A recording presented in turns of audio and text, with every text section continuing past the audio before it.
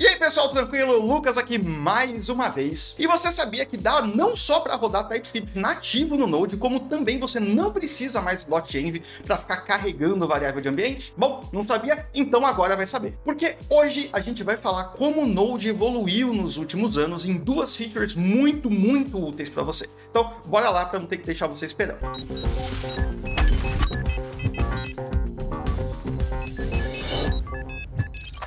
Mas antes, para eu saber se você curte esse assunto, já deixa o seu like aqui, se inscreve e ativa o sininho no canal para poder receber as notificações dos próximos vídeos, tá? Então, bora falar de Node. Tem duas coisas que eu sempre quis que o Node fizesse, tá? A primeira delas era rodar TypeScript nativamente, até hoje quero isso, sem a gente precisar ficar compilando os arquivos o tempo inteiro. E a segunda era poder carregar a env sem precisar de mais uma lib no meu projeto. E o Node ele já deixa a gente fazer os dois. Primeiro, bora falar do ponto 2, que é um pouco mais novo e um pouco mais simples. Mas a gente pode agora usar aqueles arquivos .env que a gente tem, né, .env, direto do Node sem precisar ficar baixando lib externa, como por exemplo o .env.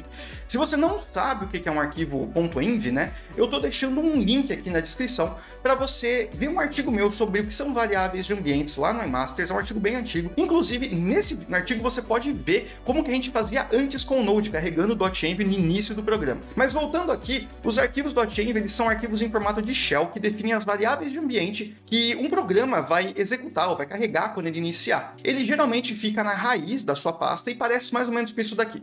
Então é nele que a gente coloca as coisas sensíveis, como conexão de banco de dados, usuário, senha, etc. E pelo amor de Deus, a gente não manda eles para o Git, a gente ignora. Para versionar, a gente sempre deixa ele localmente, tá? Mas a vantagem é que a gente pode sempre definir isso tudo em um lugar só e aí usar alguma coisa, como o .env, por exemplo, para carregar esses valores dentro do nosso programa em Node, e aí tudo isso vai ficar disponível no objeto process.env, né? Process.env que tem lá. Então, agora, desde a versão 20.6 do Node, a gente já pode carregar esses arquivos diretamente no nosso programa sem precisar de libs externas. É só a gente usar uma opção de linha de comando que chama -env-file, direto quando a gente executar o nosso programa. Então, ao invés de a gente fazer isso daqui, a gente passa a fazer isso daqui.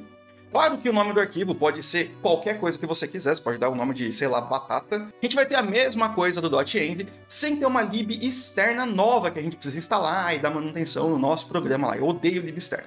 Mas agora eu quero falar do ponto 1, que como que a gente roda TypeScript direto do Node. Isso, na verdade, não é novo. O Node já suporta rodar TypeScript nativo, provavelmente desde a versão 18 ou até antes disso. Mas o rolê todo é que ninguém fazia isso por um motivo bastante simples. Não tinha um motivo para isso acontecer. Mas com a adoção mais generalizada do TypeScript nos últimos anos, pela comunidade principalmente, rodar TypeScript direto ficou muito mais importante, subiu no nível de prioridade, especialmente se você está criando teste direto em TypeScript, que é inclusive o que a gente faz lá na formação TypeScript, que é o meu curso completo de TypeScript. Então, se você tiver interesse em aprender aí mais sobre esse assunto, sobre como a gente faz testes, dá uma chegada lá no link que eu deixei aqui na descrição e se inscreve lá que você vai aprender muito mais sobre testes com TypeScript. Mas a ideia é que você pode escrever os seus testes direto em TypeScript sem ter que ficar compilando todos os testes para poder rodar, porque compilar era muito problemático, principalmente porque os caminhos de tudo mudavam e acabava dando um monte de erro.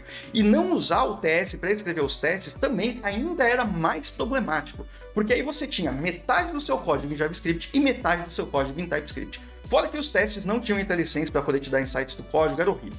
Mas ainda assim, alguns runners, como o Jest, por exemplo, já suportavam rodar testes direto em TypeScript através de alguns loaders no Node.js. Loaders são algo bem antigo, eles já existem faz bastante tempo, e eles nada mais são do que funções que são executadas, são chamadas antes de você importar algum arquivo no código. Então eles permitiam que você alterasse o conteúdo de um arquivo assim que ele era importado, antes de carregar ele no programa. Por exemplo, o Jest ele usa muito loaders para poder fazer mocks de arquivos, mocks de módulos, etc. E você pode fazer a mesma coisa compilando TypeScript, você carrega e compila, que nem o TS Node fazia. Hoje os loaders mudaram de nome, eles são chamados de importers, e eles têm uma documentação própria aqui que eu estou deixando na descrição para poder te ajudar a entender como criar o seu próprio loader.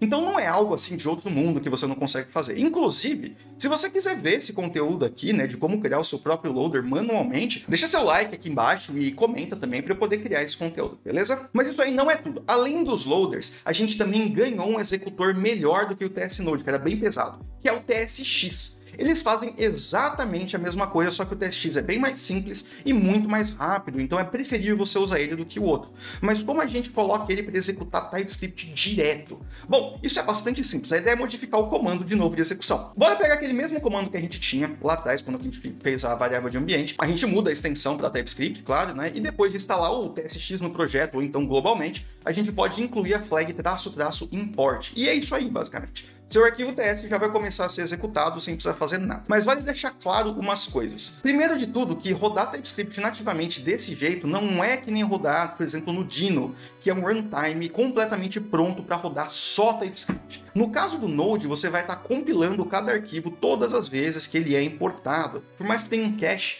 isso adiciona sim um overhead de carregamento, principalmente quando você faz o startup da sua aplicação. Ele pode deixar a aplicação bem mais lenta na hora que executar, quando iniciar. Mas uma vez que você carregou o módulo, ele devia rodar bem tranquilo, sem nenhum problema, tá? Só toma cuidado com esse ponto se você for rodar TSX, por exemplo, em projetos que estão em produção, e o que não é muito recomendável, né, no geral, já que você pode fazer um build, por exemplo, e mandar tudo para lá, direto no JavaScript já compilado.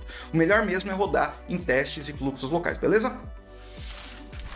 Então, é isso daí. Eu espero que você tenha aprendido duas coisas novas hoje e que você tenha curtido bastante esse vídeo. Então deixa seu like aqui para você ver mais conteúdo sobre isso. Se você quiser, comenta aqui embaixo também. E eu vou ficando por aqui e eu vejo você lá no próximo vídeo.